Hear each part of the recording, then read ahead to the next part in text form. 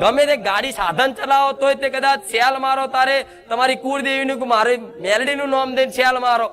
ગમે તો જવાનું હોય મને મેલડીને આગળ કરીને હેડો તો કદાચ ડગલે ને પગલે 24 કલાક 5 ડગલા આગળ રહું.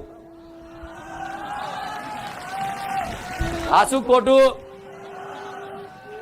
પણ ડગલે ને પગલે યાદ કરો, મને આગળ કરવાની ટેવ રાખો. તો ધંધો કરો, નોકરી કરો તોય તે મને હોપો માં નોકરી કરું છું, પણ નોકરીમાં કોઈ ભૂલ ચૂક ના થાય મારાથી, કોઈ મારા કાર્યથી કોઈ કંપનીમાં નોકરીમાં નુકસાન ના થાય, માં મને કોઈનો ઠપકો ના હોભરવાનું થાય, માં કોઈ રજા ના પડે, કોઈ વચ્ચે વિઘન ના આવે, કોઈ માં એવું ધ્યાન રાખજે. તો એવું માતાને પ્રાર્થના કરી નોકરી કરો ને નોકરીમાં ઈમાનદારી રાખવી. શું કીધું? ઈમાનદારી રાખવી. પગારથી વધારે લોભ લાલચ કરીને ચોરીની ભાવના રાખવી. ધંધો કરતા તો ધંધો આગળ કરીને અગરબત્તી કરીને કુળદેવીને આગળ કરીને મને મેલડીને આગળ કરીને કરો, જે ધંધો કરતા હોય એ. પણ એમ કે માં ધંધો માં કરું છું ને તો મારો ધંધો તું રોજગાર તું ચલાવજે માં, એમ કરીને તમે કદાચ એ ધંધો આગળ ચાલુ કરો ને અને મને હોપી દો ને તો ઘરાકના મગજમાં વસી વસીને ઘરાક લાવું. અને તમારો સ્વભાવ એવો શુદ્ધ રાખું કે કોકના ફરી તમારા તો આવું કોકના ગમ. પણ અહીંયા તમે જો ચીટિંગ ને બેમાની કરો, ગ્રાહક ધંધાદારી વેપારી માણસ હોય એના માટે એનો ભગવાન, ગ્રાહક એનો ભગવાન કે ને, એનો જે ગ્રાહક હોય એ વેપારી માટે એનો ભગવાન છે. તો કોક ભગવાન આયા હોય એ પ્રમાણનો જો કદાચ એ ભાવ રાખી અને એની જોડે જે તે નફો મળતો હોય વ્યવસ્થિત કે નફો લઈ લે અને કોઈ છેતરપિંડી ના કરે, કોઈ એનું અપમાન ના કરે અને એની જોડે હારો વર્તાવ કરે અને પાણીનો ચાનો ભાવ પૂછે, એનો ધંધો રોજગાર હારો હેરતો હશે. જોઈ લેજો આ અનુભવ તમે જોજો. જે હારો ધંધો રોજગાર કમાતા હોય ને એમના નીતિ નિયમ થોડા જોઈ લેજો. બધા ગ્રાહક જોડે બસ એક ભાવ, ભગવાનનો ભાવ રાખશે કે આવો આવો બેસો, ચા પીવી છે, નાસ્તો કરશો, પાણી પીશો. આ શું ખોટું? એ કડા છે ને કડા ખરેખરમાં જો ભગવાનને મોની માતાજીને આગળ કરીને કરો ને તો તમારો ધંધા રોજગાર ગોડા હારો હેડે. સ્વભાવના ચીડિયા થઈને બેહો તો ચ તમારા દુકાને કઈક લેવા આવે.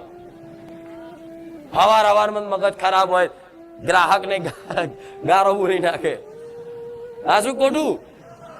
એ લક્ષ્મી નહીં ટકતી. જો ક્રોધ છે, જ્યાં ક્રોધ છે ત્યાં લક્ષ્મી ટકતી. જ્યાં ક્રોધ છે, ક્રોધ ખાલી, ક્રોધ બહુ વિનાશકારી વિપરીત બુદ્ધિ કરી નાખે. ક્રોધ જેની અંદર વધારો હોય, ચીડિયો સ્વભાવ જેનો હોય એની જોડે બહુ લક્ષ્મી નહીં ટકે. કદાચ ટકશે ને તો ક્યાંક ને ક્યાંક હલવાઈ જશે ગમે તે બાબતે. એટલે તમારો આ ક્રોધ, કામ, ક્રોધ, મોહ, લોભ, ઈર્ષા, રાગ, દ્વેષ આ બધું છે ને મારે કાઢવું છે. એ છે અંદર. પણ એ ક્યારે નીકળશે? જ્યારે તમે રોજ અહીં આવતા જતા રહેશો, મારી વાતોનું પાલન કરશો, તારે આ બધા કામ, ક્રોધ, મોહ, લોભ રૂપી રહિત થઈ ગયા ને એટલે આખો સંસાર તમારો, આખી દુનિયા તમારી, સમજી લેજો. આખી દુનિયા તમારી. એનું કારણ શું કે આખી દુનિયામાં અમારી કેમ નહીં? તો આખી દુનિયામાં માતા બધી જગ્યાએ છે ને, કણ કણમાં દરેક જીવોમાં છે ને માતા. ભગવાન ગણો જે ગણો બધી એક જ દેવી શક્તિ, કે ભગવાનનું એક જ તત્વ છે, એક જ શક્તિ કાર્ય છે. બધાના રૂપ એક. ભગવાને અલગ અનેક રૂપોમાં લીલા કરવા માટે આ રચાયું છે. નહીં તો ભગવાન બધાનો એક જ છે. મારો એ તમારો બધાને જેમ મારી ઉત્પત્તિ ભગવાનથી થઈ એવી તમારી ઉત્પત્તિ ભગવાનથી જ થઈ છે. આ શું ખોટું? તો કદાચ તમે દીકરા છો, હવે દીકરાની પાછળ એના બાપનું નામ આવી જાય હોય, તે બાપની જેટલી બી મિલકત હોય એ દીકરાના નામે આપે રૂપિયા, એનો હક બને કે નહીં? હું શું કહું છું સમજો. તમારા ઘેર તમે છો, તમારી પાછળ તમારા પપ્પાનું નામ લખાય છે કે ફલાણા ભાઈ, ફલાણા ભાઈ. તો પાછળ પપ્પાનું નામ આવતું હોય તો પપ્પાની જેટલી મિલકતો હોય એ બધી મિલકત ઉપર તમારો અધિકાર કહેવાય કે નહીં? કહેવાય કે નહીં? તો એવી રીતે પરમ પિતા પરમેશ્વર મારો રોમ છે, જે એને કદાચ પિતા મોનીન, પપ્પા મોનીન, બાપ મોનીન કદાચ યાદ કરશો ને, તો એની આખી બનાયેલી આખી સૃષ્ટિ છે એની પર તમારો અધિકાર થઈ જાય, એ નોમની કૃપા. પણ નોમ પાછળ આવત તો કોઈ માતાનું નામ, કોઈ ભગવાનનું નામ, પેલાના નામ જોજો કે ફલાણા દાદાની મેલડી, ફલાણા ભાઈની મેલડી, કે છે ને ફલાણી પેઢીની મેલડી, એના નામની પાછળ મેલડીનું નામ લાગે પેલાના ભુવાજીનું. અને અત્યારે કઈક લગાવે છે, હું સોલંકી પેઢીની મેલડી, એટલે મારું નામ સોલંકી પેઢીની પાછળ આવ્યું, તો સોલંકી પેઢી મારા દીકરા છે. ઓ જોજો મારી પ્રોપર્ટી હોય, જે મારી જોડે મિલકત હોય, સંપત્તિ હોય, વૈભવ હોય, સુખ હોય, એ તમામ ઉપર મારી વસ્તીનો અધિકાર બને કે નહીં? બને કે નહીં? આપે રૂપિયા માગે કે ના માગે, અધિકાર બને કે નહીં? બને ને? એ ના માગે છતાંય તે મારા હાલવું પડે, જેમ કે એમનો અધિકાર છે. એમણે એમની નોમ પાછળ મારું નામ લખાઈ દીધું. મનથી લખાવાનું, દસ્તાવેજમાં નામ નહીં લખવા, પાછળ લખાવતા નહીં કે મેરડી માતા. આજે જે મહેમાન આવ્યા છે ખેડા જિલ્લાના સાંસદ દેવસિંહજીભાઈ ચૌહાણ સાહેબ, તો દરેક ભાવિક શાંતિથી બે શબ્દ એ બોલે એ સાંભળો. શ્રી રામવાડી મેલડી માતની, બારેજા ધામની મેલડી માતની. આજના પવિત્ર અને મંગલ પ્રસંગે જેમ માતાજીનો હુકમ થાય એમ આજે માએ હુકમ કર્યો ને હું આવ્યો છું. નહીં તો વિચાર તો ઘણા વર્ષોથી કરતો હતો, પરંતુ આજે મને આવવાનો મોકો મળ્યો અને માના આશીર્વાદનો લાભ પણ મળ્યો. મેં મારા જીવનમાં શ્રદ્ધા, અંધશ્રદ્ધા, રિવાજ, કુરિવાજ, સમાજ જીવનના કાર્યકર્તા તરીકે અનેક ધાર્મિક સ્થળોએ ગયો છું, અનેક કથા વાર્તાઓમાં ગયો છું, અનેક મોટા મોટા સંપ્રદાયોના ગુરુને પણ સાંભળ્યા છે.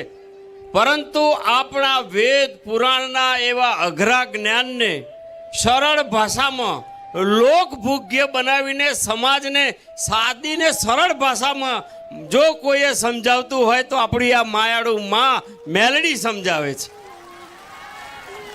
અને તદ્દન નિસ્વાર્થ ભાવે, પૂરા પ્રામાણિકપણે.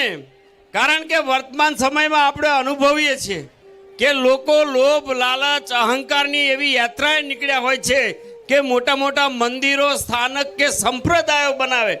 પરંતુ આ માના મનમાં એવો ભાવ છે કે મારી સમાજ, મારી પ્રજાનું કલ્યાણ થાય, મારા રાષ્ટ્રનું કલ્યાણ થાય, અને રાષ્ટ્રના કલ્યાણ માટે કામ કરતી આપણી આ માના આશીર્વાદથી વ્યક્તિનું પરિવર્તન.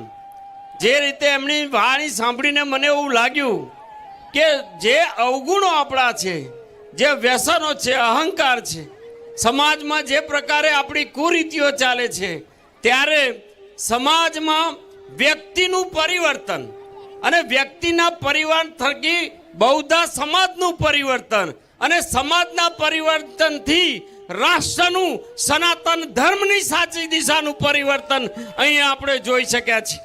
નહીં તો લોકો જે પ્રકારે અંધશ્રદ્ધામાં રહેતા હોય છે અને જે પ્રકારે પોતાના અહંકાર, પોતાની લાલચ, પોતાના લોભ અને એ સમાવવા માટે જે પ્રકારે લોકોને ડરાવતા હોય છે, ત્યારે આપણી આ બારેજા ધામની, આપણી આ માયાળુ મેલડી આપણને આશીર્વાદ આપે છે. અને આજથી સાચા અર્થમાં હું તો કહું છું કે માં, લોકો આપણે ખૂંખાર મેલડી માં તરીકે કહેતા છે, પણ આજનો મારો અનુભવ છે કે માં તારા જેવું માયાળુ કોઈ નથી. આ માયાળુ મેલડી માં છે, આપણને બધાને આશીર્વાદ આપે છે. આપણને બધાને, હું મારા જીવનમાં પહેલી વાર અહીં આવ્યો છું અને મેં જે અનુભૂતિ કરી છે, મને શબ્દો નથી મળતા, પણ મને ખબર પડે છે કે ગીતાની વાત હોય કે વેદોની વાત હોય, જ્ઞાન ભક્તિ કર્મની વાતો કરીને આપણને કર્મકાંડની દિશામાં ક્યાંક ને ક્યાંક એક બીજી દિશામાં લઈ જતા હોય, ત્યારે સાચી વાત કહીને મક્કમતાથી શ્રદ્ધાની શક્તિ કેવી હોય એનું દ્રશ્ય આજે બારજા ધામમાં આપણે જોઈ શક્યા છે. આ શ્રદ્ધાની શક્તિના કારણે થયું છે, કોઈ અંધશ્રદ્ધાની શક્તિ નથી. હું છાતી ઠોકીને કહું છું કે આ માત્ર ને માત્ર સનાતન ધર્મની અંદર આપણી સંસ્કૃતિની શક્તિ, આપણી શ્રદ્ધાની શક્તિ છે. અને એટલે સ્વયંભૂ આ લાખો લોકો અહીંયા પોતાની સ્વયંભૂ આવી અને માના ચરણે આવે છે અને થાય એ સમાજની સેવા કરે છે, પરિવારની સેવા કરે છે. સાચું જ્ઞાન માતાના ચરણોમાં મળે છે. માં, આજે મારો પણ ભાગ્યશાળી દિવસ છે. હું પણ માં આપણા ચરણોમાં નમન કરું છું કે માં, સમાજની કામ કરવાની શક્તિ મળે, સાચા અને શુભ વિચારો મળે, અને શુભ વિચારોથી જે પણ કામ થાય એ કામ સમાજનું કરતા કરતા માં આપણા આશીર્વાદ સદાય મળતા રહે. એ જ વિનંતી સાથે આપ સૌનો ખૂબ ખૂબ આભાર. માના ચરણોમાં નમન કરું છું. માં આપના આશીર્વાદ સતત મળતા રહે, આપનું માર્ગદર્શન મળતું રહે. એ જ વાત સાથે મારી વાતને વિરામ કરું છું. સરસ સરસ. આજે એમણે જે વાત કરી ને એ વાત એમની નથી, એમના હૃદયની વાત છે. કોઈ વ્યક્તિની વાત નથી. એમનું જે હૃદય છે, વિશાળ હૃદય છે, એ વિશાળ હૃદયમાંથી અવાજ નીકળ્યો. પણ આજે આશીર્વાદ આલું છું કે હજુ તમને આગળ આનાથી વધારે સેવાનો મોકો મળે. અને જે વ્યક્તિ હમણાં કીધું કે અહંકાર રહિત બધું માન મૂકી અને નમ્રતા ભાવથી, દૈન્ય ભાવથી કદાચ આવે ને, એને વગર માગે મારી કૃપા ફળે. પણ આજે એક સાંસદ સભ્ય છે, લાલ લાઇટની ગાડીમાં ફરવાવાળા સાહેબ છે, પણ છતાંય કે મોટી એવી જબરી વ્યવસ્થા ના માગી કે મને સોફા હાલો, મને ગાડીમાં પ્રાઇવેટ બોલાવો. એમની રીતે કદાચ એક નાના મારા ભક્ત બનીને આયા. હું મેલડી ખુશ બની છું.